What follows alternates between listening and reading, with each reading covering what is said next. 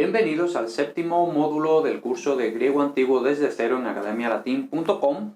En este séptimo módulo vamos a terminar de ver la morfología de la tercera declinación viendo los tipos raros. Y vemos raro en cursiva porque ya lo he dicho varias veces, ¿no? Desde que empezamos a estudiar la tercera declinación, que lo que ya hemos visto son los tipos más frecuentes. Ahora nos quedan los tipos más raros, pero esto de los tipos más raros no es porque salgan poco, sino porque la mayoría de los sustantivos son de los tipos que ya hemos visto, pero luego hay, vamos a decir, unos pocos, es decir, un número menor, menos sustantivos, la cantidad de sustantivos es más pequeña, pero luego muchos de estos sustantivos, y como también vamos a ver, algunos de estos tipos raros son los que se usan en los adjetivos de la tercera declinación,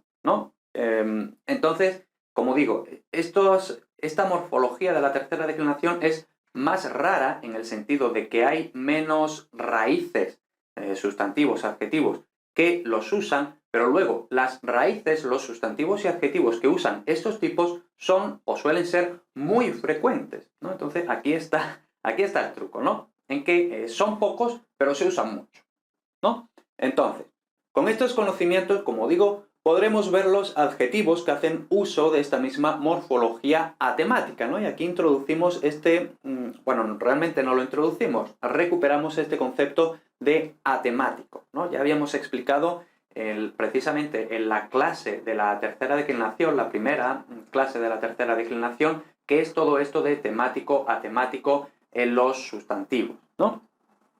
Para la práctica de análisis y traducción he adaptado otro fragmento de Apolodoro, entonces vamos a continuar un poquito más de mitología, en esta ocasión sobre las gorgonas o górgonas, que, bueno, dependiendo de cómo hagamos la transcripción, pues puede ser gorgonas o górgonas.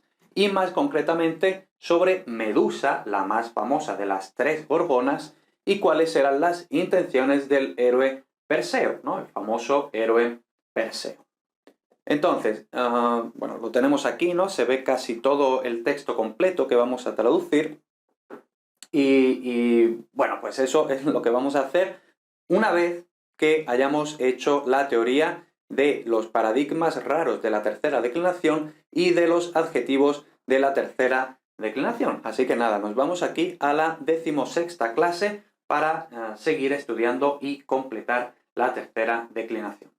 Vamos por la 16ª clase del curso de griego antiguo desde cero en academialatin.com, y en esta 16ª clase vamos a terminar de estudiar la morfología de los sustantivos de la tercera declinación. Estudiaremos los paradigmas raros, ya lo hemos dicho, que no hemos visto aún: los sincopados, los sigmáticos, los temas en diptongo, los temas en iota y en ypsilon, y los sustantivos con irregularidades, ¿no? Entonces, bueno, vemos que muchas veces parece que están malitas estos paradigmas, ¿no? Pero bueno, no son cosas raras, simplemente se llaman así, ¿no? Vamos a ir viendo en qué consiste cada una de estas características que hacen estos tipos raros, irregulares, etcétera, ¿no?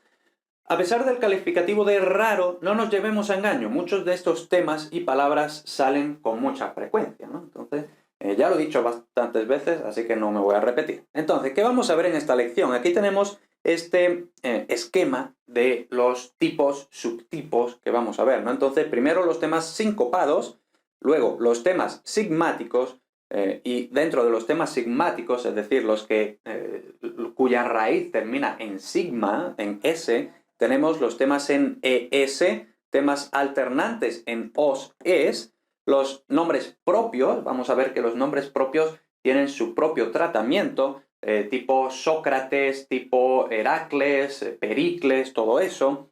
Los temas en AS, pues todo eso son los temas sigmáticos.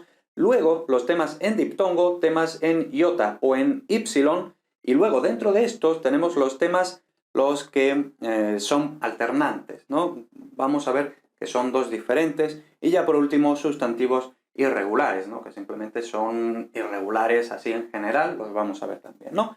Ahora, por lo extenso de la teoría de esta clase, dividimos la explicación en dos vídeos, ¿no? Este es el primero, luego veremos el segundo. Empezamos por los temas sincopados y por los sigmáticos. Entonces, vamos aquí y venga, temas sincopados. Me imagino que ya más o menos sabemos de clase de lengua o de latín o de donde sea, conocemos más o menos el concepto de síncopa. Incluso si sois músicos, también os sonará este concepto de la síncopa. En lengua, en general, que es lo que nos interesa más aquí, más que la música, la síncopa es cuando se pierde un sonido dentro de una palabra. No al principio, no al final, sino dentro, en medio de la palabra, ¿no? Entonces, por eso se llaman temas sincopados. Realmente son un tipo especial de los temas en líquida, concretamente los temas en ro. Ya habíamos visto que las líquidas, pues solo tenemos hals, halos en la lambda, ¿no? Entonces, pues todos menos hals, halos son en ro, ¿no? Esto lo habíamos visto ya en la clase anterior de la tercera declinación. Se reconocen rápidamente por su enunciado, que es del tipo ter-tros, ¿no? Y aquí tenemos ya la síncopa, porque se esperaría teros, ¿no? Entonces, precisamente aquí se pierde esta épsilon, tenemos la síncopa de la épsilon y por eso tenemos tros en vez de teros. Como se ve en las tablas, tenemos aquí y luego más abajo tenemos más. Algunos casos están sincopados, genitivo singular y dativo singular y plural, y otros no. Entonces, aquí cuidado, porque muchas veces, y así suele ser, decimos, para sacar la raíz de un sustantivo, el tema de un sustantivo, nos vamos al genitivo y a partir del genitivo pues ya tenemos la raíz, etcétera, etcétera, y a partir de ahí podemos hacer, podemos conjugar el sustantivo, declinar el sustantivo entero, ¿vale? En los sincopados no exactamente, ¿no? Precisamente por eso, porque algunos sí están sincopados, otros no están sincopados. Entonces, pues bueno, vamos a ver, ¿no? Tenemos la declinación de pater patros, que significa padre, ¿no? Y precisamente esto, pues aquí podemos ver de forma bastante evidente lo que decía, que padre, pues es una palabra totalmente normal, súper frecuente, ¿no? Entonces, por eso. Entonces, pater patros, padre. Tenemos aquí pater, pater, vemos que incluso el acento cambia, ¿no? Pero ya sabemos que en este curso lo de los acentos no le estamos echando mucha cuenta porque si no es una locura. Entonces, pater, pater, y vemos aquí, bueno, vamos a verlo primero y luego lo explicamos un poquito, ¿no? Pater, pater, patera, patros, patri, pateres, pateres, pateras, pateron, patrasi, ¿no? Entonces, decíamos genitivo singular y dativo singular y plural, ¿no? Genitivo singular y dativo singular y plural, ¿no? Tros, tri, trasi, ¿vale? Pero luego vemos que los demás casos no están sincopados, ¿no? Bien, entonces, otra vez. Tros, tri, trasi. Genitivo singular y dativo singular y plural. Genitivo singular y dativo singular y plural, ¿no? Entonces, visualmente lo vemos así muy fácil, ¿no? Así con esta especie de L. Bien, entonces, bueno, aparte de eso, ya lo demás es bastante fácil porque sí es regular según lo que conocemos, ¿no? Las desinencias, como vemos, son las que ya conocemos, nada raro ahí, y vemos luego que el tema es con la épsilon, ¿no? El tema, simplemente que aquí está sincopada la épsilon, y por supuesto el vocativo pues es el tema puro, y luego el nominativo es el tema puro con alargamiento de la última vocal. Entonces, épsilon alarga en eta. Eso ya lo hemos visto en la clase anterior de la tercera declinación. No tiene ninguna dificultad. Luego, la declinación de meter, metros, la madre, ¿no? Pues otra palabra súper frecuente, ¿no? Y del nombre de la diosa Demeter, ¿no? Entonces, Demeter, Demetros, que, por supuesto, Demeter es básicamente un compuesto de madre, ¿no? Básicamente la diosa madre, ¿no? Entonces, y por supuesto Demeter solo tiene singular porque solo había una Demeter, ¿no? Entonces, vamos principalmente a fijarnos en la madre, ¿vale? Demeter lo dejamos de lado, aunque vamos a comentar algo luego. tenemos aquí otra vez el patrón es el mismo, ¿no? Ter, ter, tera, tros, tri, trasi, ¿no? Entonces, tros, tri, trasi. Y luego los demás casos sin síncopa. Luego tenemos aquí otra vez el vocativo con el tema puro, con la épsilon, luego el nominativo alarga la épsilon en eta para marcar que es nominativo, y luego metera, metros, metri, y nos fijamos aquí que hay una diferencia precisamente en el acusativo, porque es metera, pero de metra, ¿vale? Entonces vemos que el sustantivo madre no está sincopado, lo cual es regular, según lo que hemos visto, ¿no? El patrón, pero el acusativo de la diosa Demeter sí que está sincopado, ¿no? Entonces, pues bueno. En cualquier caso, lo de la diosa Demeter no nos tenemos que preocupar mucho, que no es tan frecuente, o no suele ser tan frecuente, al menos en los textos que nosotros traducimos. Posiblemente en la vida real de los griegos sí era bastante frecuente, ¿no? Luego tenemos la hija, que es cigater, cigatros. Que por cierto, esto si nos fijamos un poquito, si hacemos bueno, lo vamos a hacer, ¿vale? Simplemente por curiosidad. Pues nos vamos a fijar en que realmente es la misma palabra que en inglés daughter, ¿no? Entonces, si con un poquito de imaginación, pues es básicamente la misma palabra, ¿no? Lógicamente son dos lenguas indoeuropeas, por supuesto, pues pater, patros, pues es la misma palabra que padre, ¿no? Que pater, patris en latín, etcétera, ¿no? Pero esto me parece curioso.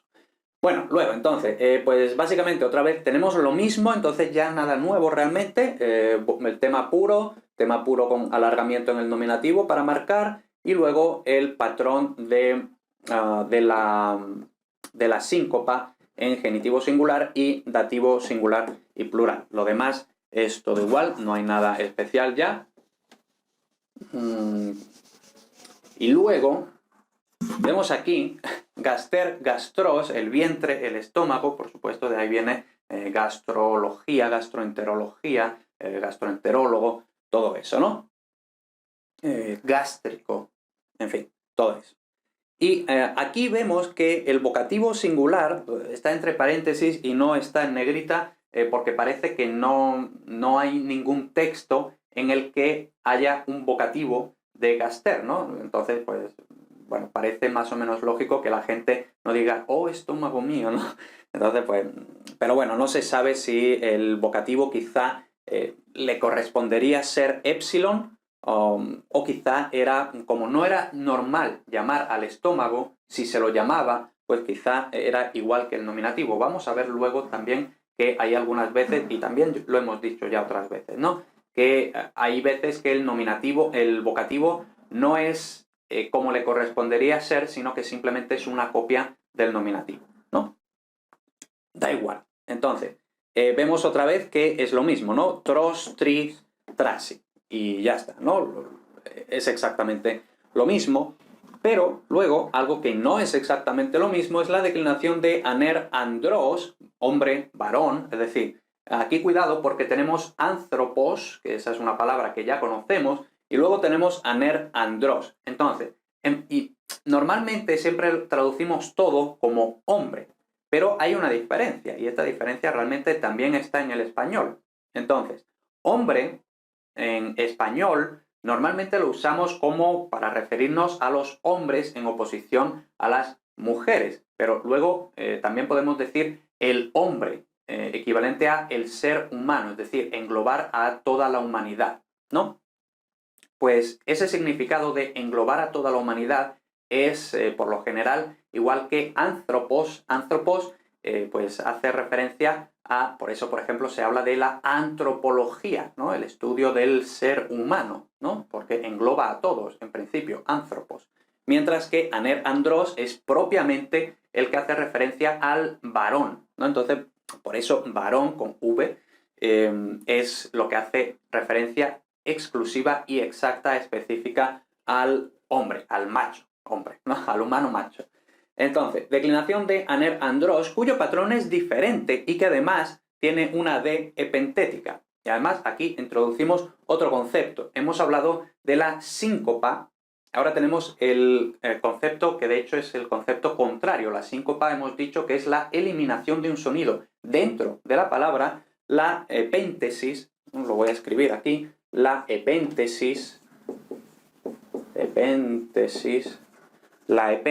es la inserción de un sonido que originalmente no estaba en medio de la palabra, ¿vale? La epéntesis. Es decir, tenemos una D que no estaba ahí originariamente, pero que al final sí está, ¿no? Entonces, esa es la D epentética, que de hecho es lo mismo que ocurre en el español hombre, ¿no? Tenemos esta B que es epentética, porque esto viene de homine en latín, ¿no? Entonces tenemos ahí, esa B no estaba, ¿no? Se crea a través de la evolución, que no vamos a hacer aquí porque no estamos en gramática histórica del español, ¿no? Bien, entonces, y bueno, vamos a ver ahora también, para que entendamos un poquito mejor cómo ocurre esto, tenemos, por ejemplo, el futuro saldré, en español, ¿no? El futuro de salir. Yo mañana saldré de paseo, por lo que sea, ¿no? Y tenemos aquí que esto viene del verbo salir, y tenemos aquí que teóricamente el futuro debería ser salré, ¿no? Debería ser saliré. Como sabemos, no existe saliré, ¿no? Porque se pierde la I, precisamente ocurre una síncopa de la I, y luego salré, pues eso es muy difícil de pronunciar, ¿no? Salré, pues se mete en medio esta D epentética para facilitar la pronunciación, ¿no? Salré, no, saldré, ¿no? Pues es exactamente lo que ocurre aquí. Primero síncopa y luego epéntesis para compensar esa pronunciación difícil, ¿no? Creo que se ha entendido cómo funciona esto de la síncopa, la epéntesis, etcétera, etcétera. Y ahora vamos a ver griego, ¿no? Que llevamos ya 2 o 3 minutos hablando del latín y del español, ¿no? Entonces, bueno, tenemos aquí, otra vez tenemos más o menos lo mismo, aner, que es el tema puro, y luego el nominativo, el tema puro alargado, ¿no? La epsilon se convierte en eta, pero luego habíamos dicho genitivo singular, dativo singular y plural. Pero luego vemos aquí andra, aquí también tenemos. Y luego aquí andres, andres, andras, andrón, andrasi, ¿no? Entonces, vemos que realmente tenemos la síncopa en prácticamente toda la declinación, ¿vale? La síncopa y la epéntesis. Esto debería ser regular. Si fuera regular sería anera, aneros, anerí, etc., ¿no? Entonces vemos que no. Se pierde primero la E y luego se inserta la D para compensar, ¿no?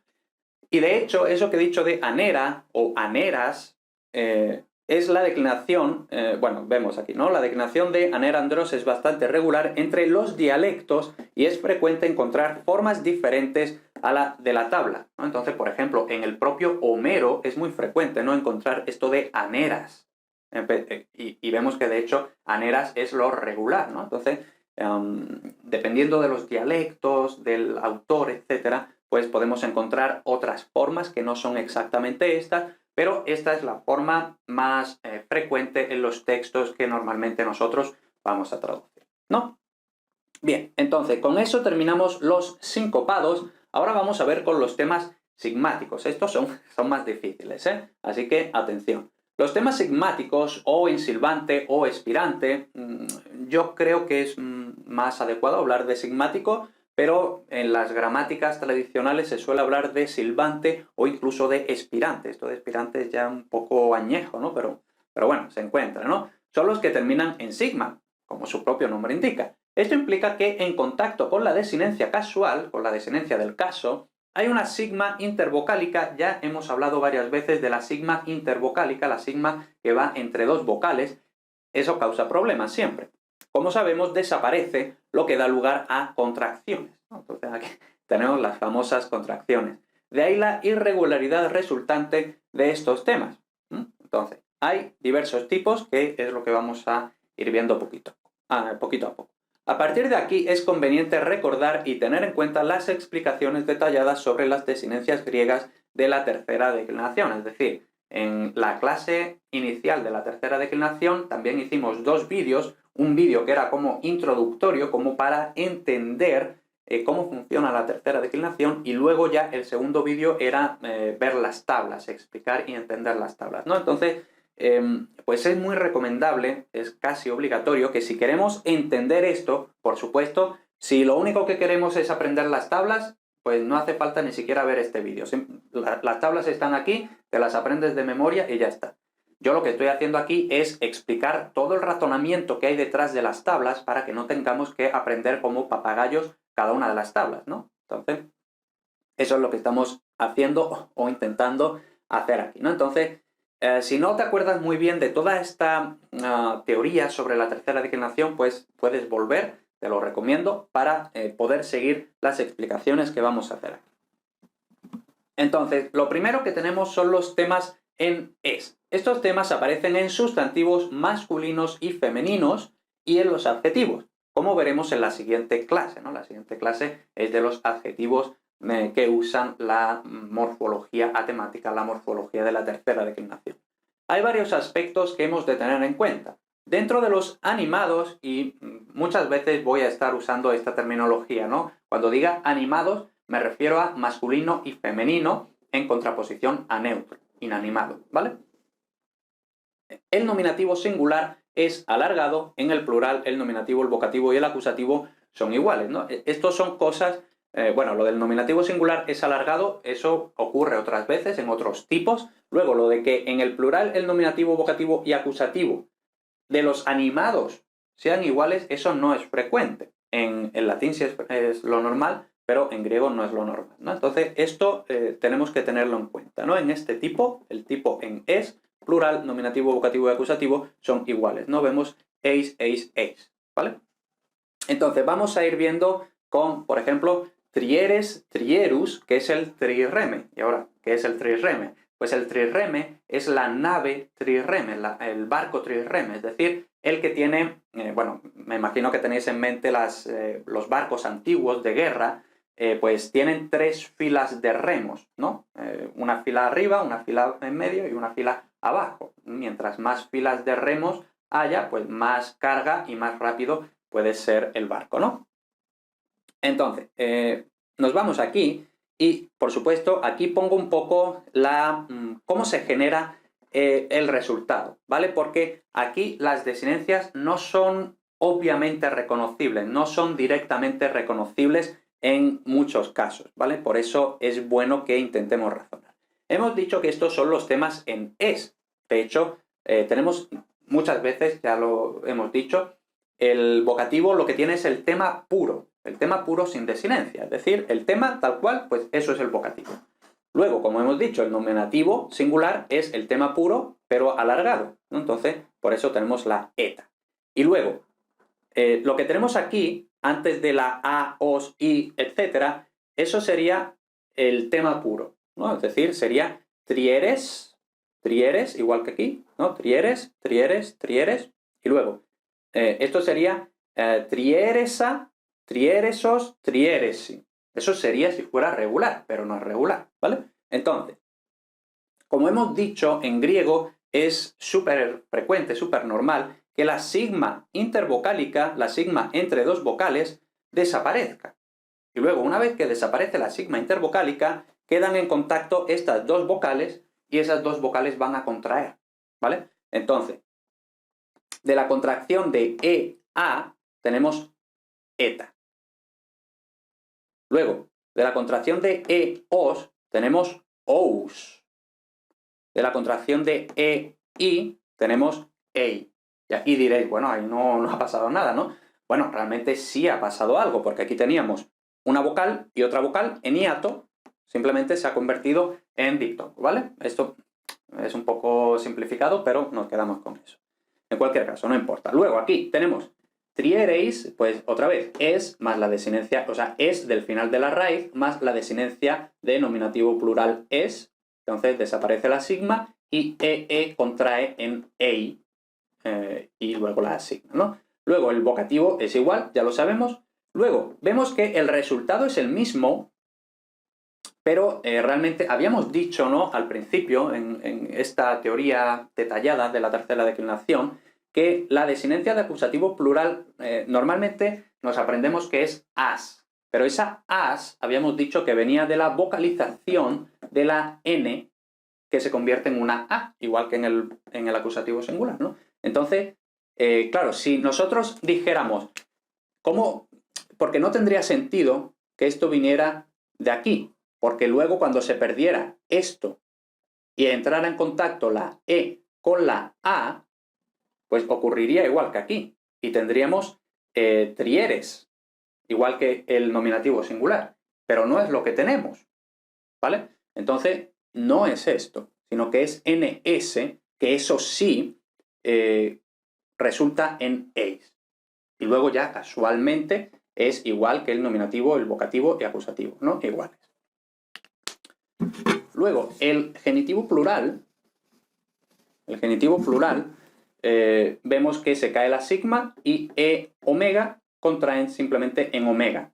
Y luego, triéresi, pues tenemos aquí la sigma final de la raíz y la sigma de la desinencia. Pues aquí simplemente desaparece una de las sigmas y nos queda una sigma. Y aquí estaréis diciendo, bueno, ¿y esta no debería caerse también? Bueno, pues simplemente dos, se cae una y queda la otra, ¿vale? Nos quedamos con eso. Aunque no puedan no tener mucho sentido, pero es así, ¿vale? Y ya está, no nos metemos en más historias. Vale, estos son los temas en es. Son bastante frecuentes, entonces cuidado con eso. Luego, temas alternantes en os-es. Vamos a entender cuál es la diferencia entre los anteriores y estos. Todos son de género neutro. Todos son de género neutro. Son alternantes porque la última vocal, o e, del tema es o en unos casos y e en otros. Realmente estos sustantivos se corresponden a los neutros latinos en us, eris, oris, uris, tipo genus, generis. Esto si ya habéis estudiado esta clase dentro de la tercera declinación del latín, pues os sonará esto. Genus, generis, corpus, corporis, ius, iuris, que habíamos dicho que estos, los que son en us, eris, us, oris, us, uris, son siempre neutros en latín, precisamente porque es el mismo tipo que en griego, ¿vale? Simplemente ha evolucionado de una forma un poco diferente, pero es el mismo tipo, ¿no? Entonces, vamos a verlo precisamente con genos, genus, que lógicamente es la misma palabra que genus, generis, ¿vale? Que significa raza, linaje, de ahí viene luego en español género, ¿no? Pero originalmente raza, linaje, etc., ¿no? Entonces, tenemos aquí, y luego, por supuesto, es neutro, entonces, nominativo, vocativo y acusativo iguales, nominativo, vocativo, acusativo iguales, ¿no? Entonces, genos, genos, genos, y aquí tenemos alternante porque esta es la parte en os, ¿no? Genos, genos, genos, y luego ya siempre tenemos la otra raíz, ¿no? La raíz en es. Entonces, teóricamente esto sería genesos, genesi, genesa, genesa, genesa, geneson, genesi, ¿vale? Entonces vamos a ver. Realmente ya es lo mismo, ¿no? Entonces lo vamos a hacer bastante rápido. Tenemos genesos, se cae la sigma intervocálica y e-o contrae en o. Genesi, cae la sigma intervocálica y e-i contrae en el diptongo, ei. Luego, gene, esto viene de genesa, entonces cae la sigma intervocálica, e de la raíz contrae con la a de la desinencia de neutro plural en eta. Igual, igual. Y luego, genon, aquí tenemos la contracción de epsilon con omega, y luego aquí tenemos lo mismo que aquí, ¿no? Tenemos dos sigmas, una de la raíz y otra de la desinencia, pues desaparece una y nos queda eso, ¿vale? Entonces vemos que más o menos, ya una vez que conseguimos entender el razonamiento de cómo funciona todo esto, ya es siempre más o menos igual, ¿vale? Entonces no es tan difícil como pueda parecer. Bien, ahora vamos a ver los nombres propios, los nombres de personas, normalmente hombres, héroes, etcétera, ¿no? Entonces, muchos nombres propios siguen el modelo en es, en general, pero con algunas particularidades, es decir, el modelo trierus, ¿no? Hay dos tipos, uno, vamos a decir, normal, por ejemplo, Sócrates, y el de los nombres que terminan en cles, como Heracles, que realmente esto procede de, bueno, cles, cleus, ¿no? Cles, cleus, pero que esto procede de un tema que realmente, esto ya es contracto, porque esto realmente procede de cleues, y luego cleus procede de cleuesos, ¿vale? Entonces, vamos a... Bueno, y esta raíz, esto de cles, tiene que ver relacionado con la fama, ¿no? El significado. Esto realmente sería Heracles, es algo así como la fama de Hera, ¿no? Porque, bueno, si no sabemos el mito de Heracles, pues sabemos que Hera odiaba a Heracles, era la mujer de Zeus, ¿no? Odiaba a Heracles y intentó matarlo varias veces cuando era niño con las dos serpientes, etcétera, etcétera. Pues esto es un poco como troleo, ¿no? Como decir, pues yo soy la gloria de Hera porque he conseguido sobrevivir a la diosa, a la madre de los dioses, ¿no? Algo así, ¿no? Realmente Heracles no era su nombre original, ¿no? Pero bueno, porque su nombre original era Alcides. Lo que pasa es que esto realmente es como un mote, ¿no? Como un nick o lo que sea. En fin. Y esto es importante que vayamos introduciéndolo, aunque pueda parecer una pijada, una cosa de, oh, ya estamos aquí filólogos perdidos. Pero esto es importante, ¿no? Entonces tenemos aquí esta especie de F, vemos que es una F un poco especial, ¿no? Vale, pues esto se llama, bueno, normalmente a mano se escribe más o menos así, ¿no? Esto se llama digamma. ¿Por qué se llama digamma? Porque parece que son dos gammas juntas, ¿no? Pero no se lee como una G, se lee, es como el sonido, bueno, aquí para que se vea, ¿no? Es como el sonido wow, wow. De hecho, digamma es la letra, cómo se representa gráficamente, pero el sonido, la pronunciación, se llama wow. Como los perros, pues igual, wow. Luego veremos otro sonido que también es muy frecuente y que también tenemos que tenerlo en cuenta, ¿no? Entonces el sonido wow, como la W inglesa, ¿no? No wow, sino wow, wow, ¿no? Vale. Pues este sonido, como vemos aquí, esto sería, bueno, así en letras latinas, ¿no? Sería cleues, ¿vale? Entonces, aquí el sonido en griego, a lo largo de la historia del griego, la evolución del griego, el sonido de la wow intervocálica también desaparece. Igual que la sigma intervocálica desaparece, pues la wow intervocálica también desaparece, ¿no? Entonces, eso nos vamos quedando con eso, ¿no? La wow intervocálica desaparece en griego y eso es lo que pasa aquí, ¿vale? Esto lo explico no por nada, sino porque va a resultar útil, bueno, pronto, y va a resultar útil a lo largo de las explicaciones futuras en griego, ¿no? Y por supuesto, si vais a estudiar filología española, vais a escuchar mucho hablar de wow y del otro sonido que luego vamos a presentar también, ¿no? Entonces, bien, tenemos aquí Sócrates, que es el tipo que yo he llamado normal, y luego el tipo cles, cleus, ¿no? Por ejemplo, Heracles, pero puede ser también Pericles, ¿no? El Pericles. Entonces, tenemos aquí Sócrates, luego Sócrates, entonces otra vez, tema puro, luego el nominativo tema puro alargado, luego el acusativo es curioso porque primero nos quedamos con esto, ¿vale? Sócrate, es decir, esto literalmente sería Sócratesa, cae la sigma intervocálica y contrae la épsilon con la alfa y queda así, ¿no? Sócrate, ¿vale? Pero luego, en los nombres propios, es frecuente, no siempre, ¿vale? Es decir, hay algunas veces que sí y otras veces que no. Es frecuente que, claro, porque sonaba así un poco Sócrates, pues esto no suena suficiente a acusativo. Entonces vamos a añadir otra vez la desinencia de acusativo, que ahora es una N. Entonces, realmente tenemos dos desinencias de acusativo, ¿vale? Conclusión. Nos lo podemos encontrar el acusativo sin ni o con ni, ¿vale? Esa es la conclusión. Luego, Socratus, pues otra vez tenemos lo mismo, ¿no? Tesos, que se cae la sigma y contrae EO, y luego Socratei, que tenemos aquí esto, ¿no? Ya está. Luego, el tipo cles-cleus, pues tenemos aquí que esto realmente procede de clees, ya una vez que ha caído la wow.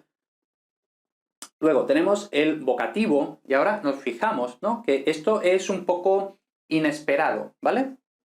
Es decir, es inesperado si no sabemos de dónde procede, pero si vemos de dónde procede, pues tiene todo el sentido, ¿no? Porque epsilon y eta contrae en eta. Bien. Luego, el vocativo es el tema puro, sin alargar. Entonces, el tema puro sin alargar, eta no, sino epsilon. Y luego la otra epsilon, por tanto, que contrae en eis. Luego, heracleesa, pues tenemos heraclea. Luego, heracleus, que esto procede de heracleesos. Y luego, heraclei, que procede de heracleesi. ¿Vale? Bueno, pues nos quedamos con esto. Yo sé que no es fácil, pero bueno, tampoco. Y otra cosa, esto no nos tenemos que obsesionar, no tenemos que, Dios mío, tengo que aprender a declinar absolutamente todo esto. Bueno, a menos que estés en el instituto, estés en la universidad y tu profesor te haya dicho, va a haber un examen en el que tenéis que declinar cosas. Pues entonces, sí os tenéis que preocupar y aprenderoslo todo. Si no, simplemente tenéis que más o menos saber reconocer, ¿vale? Y según lo que estamos explicando, más o menos podemos entender cómo reconstruir y cómo reconocer qué caso es cada uno, ¿vale? Simplemente eso. No hay que preocuparse muchísimo.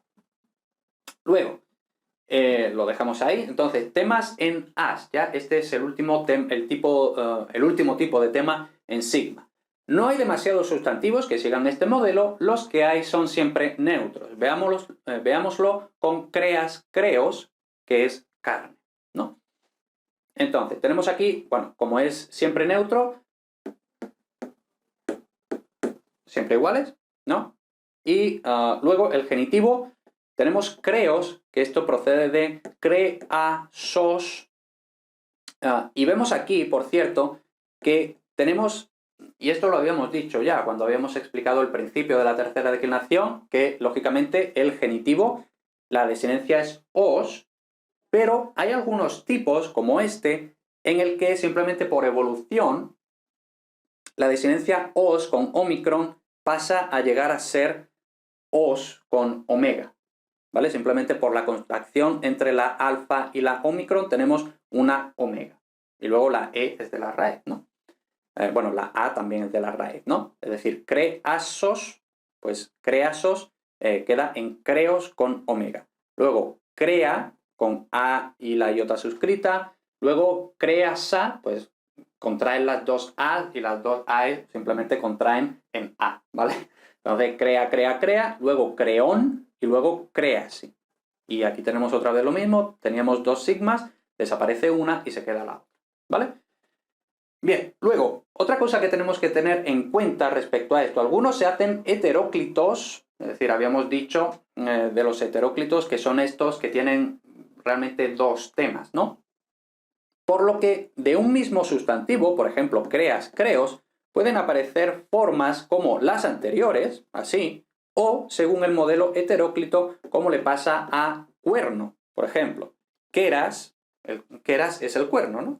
Entonces, de queras, queros, que es este modelo, pero también puede haber un modelo heteróclito. Entonces, queras, quératos, ¿vale? Que realmente, aunque parezca más irregular, realmente es más regular, ¿no? Pero bueno, entonces puede ser queras, queros o queras, quératos, según el modelo que acabamos de ver o según el modelo heteróclito que ya habíamos visto en la clase anterior sobre la tercera declinación. Y ahora os estaréis preguntando, ¿cuándo un sustantivo de este tipo tiene el modelo este solo o solo este o puede tener los dos?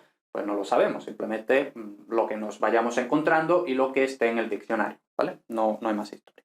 Bien, con esto terminamos la primera parte de esta clase, ¿vale? Yo sé que no es fácil, pero si más o menos hemos entendido todo el razonamiento, pues ya más o menos el resto de los razonamientos que vamos a ver en el siguiente vídeo no son tan difíciles. Todavía nos quedan por ver cosas nuevas, pero no es tan difícil.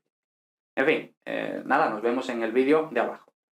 Muchas gracias por ver este vídeo, por ver esta clase, por ver esta lección. Espero que te haya servido, espero que hayas aprendido, espero que hayas entendido todo esto que hemos estado explicando, practicando, etc. Lo que acabas de ver es un contenido gratuito del curso completo de griego antiguo desde cero en academialatin.com. Si vas a academialatin.com/griego antiguo, tienes el curso con todas las lecciones publicadas, con todas las traducciones publicadas, desde, como digo, cero hasta el nivel de bachillerato, selectividad y todo eso. Así pues, no me enrollo más. Si necesitas un poquito más para seguir aprendiendo a probar griego, entonces ya sabes, lo tuyo es academialatin.com/griego antiguo.